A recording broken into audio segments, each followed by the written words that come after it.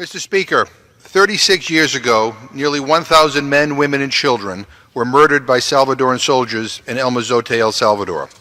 It's considered one of the worst massacres in modern Latin American history. And in October of 2016, a judge reopened the El Mozote case and began taking testimony, which continues today. Now, there are many reasons why we in Congress should be engaged in the search for justice in the El Mozote case.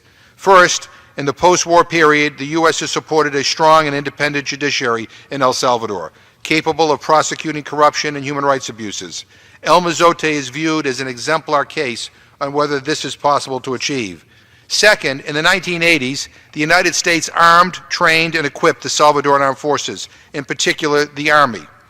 At El Mozote, U.S. guns and bullets were used to massacre infants, children, women, and men.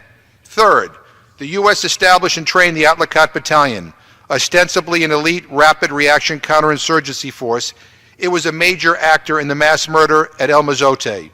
9 years later, the unit also murdered 6 Jesuit priests and 2 women at the University of Central America in San Salvador.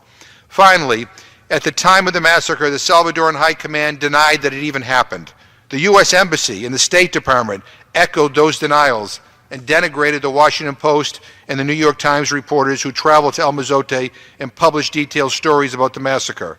Mr. Speaker, the U.S. should support the Salvadoran judge presiding over the El Mozote case and the Attorney General's office, including releasing all information in our military and intelligence files relevant to that period of the Civil War.